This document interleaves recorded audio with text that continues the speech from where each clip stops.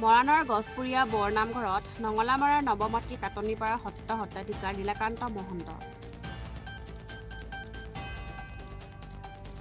13 June তাৰিখে গছপুৰীয়াৰ বৰনামঘৰত বাহৰ পাতে সত্ৰাধিকাৰজনে।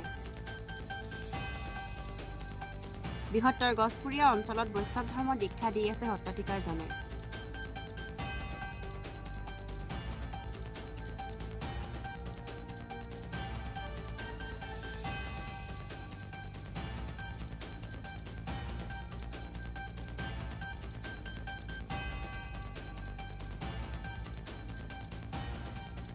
যোৱা শুক্ৰবাৰ 13 তাৰিখে আহি এই গছপুৰীয়া বৰনামঘৰত উপস্থিত হ'লোহি আৰু আহিব দিনা ৰাইজৰ যি আদৰ্শ যিধৰণে মোক আনিলে মই এনেকুৱা এটা অনুভৱ আমি জীৱনত কৰিব পোৱা নাই, ইমানেই ভাল লাগিছে।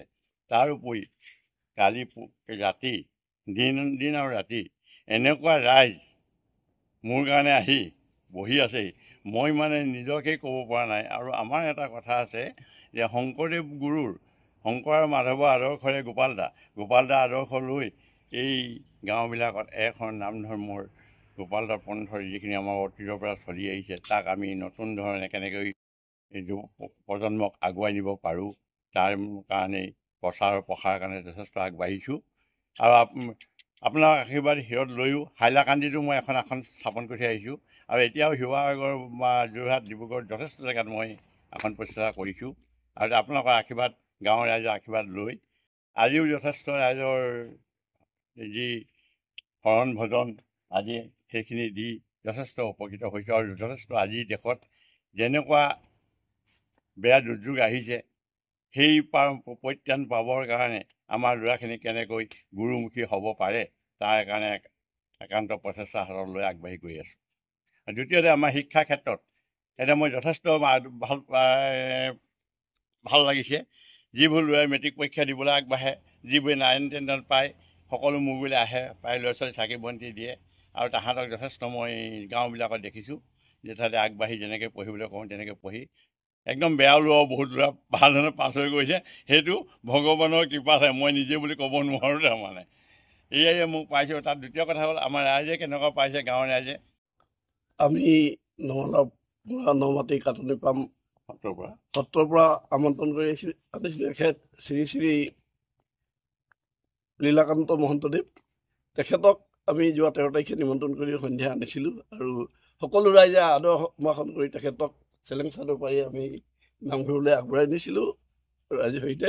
আৰু যোৱাকালি পুৱা তেখেতে যথেষ্ট সংখ্যক লোকক শৰণ দিছিলে। আৰু আমাৰ এই শৰণভাগী বিশেষকৈ এজনকে দিয়া হয়, পুৰুষক দিয়া হয়, প্ৰকৃতিক দিয়া নহয়। আৰু সন্ধিয়ালৈ আমাৰ 13 যোৱা ভজন দিয়া হৈছিলে, তেতিয়া পুৰুষ প্ৰকৃতি দুইজনকে ভজন দিয়া হয়। আৰু আজিৰ দিনটোতো আমি যথেষ্ট সংখ্যক লোকক শৰণ দিয়া হ'ল। আৰু সন্ধিয়ালৈ আমাৰ এতিয়া অলপ পিছতেই আজি যথেষ্টকেইজন ভজন ল'বলৈ আহিব, আগ্ৰহী হৈ আছে। আৰু এখেতক পাই আমাৰ মাজত আমি যথেষ্ট সুখী। আৰু এখেতে আগতেও আমাৰ মাজত আহিছে আৰু এইবাৰ আমি নিমন্ত্ৰণ কৰি তেখেতক আনিছোঁ। আৰু তেখেতে আমাৰ সমাজত আমাৰ যি শংকৰদেৱৰ মাধৱদেৱৰ দ্বাৰা গোপালদাৰ দ্বাৰা প্ৰচাৰিত যি নাম ধৰ্ম যথেষ্টখিনি প্ৰচাৰত অৰিহণা যোগাইছে।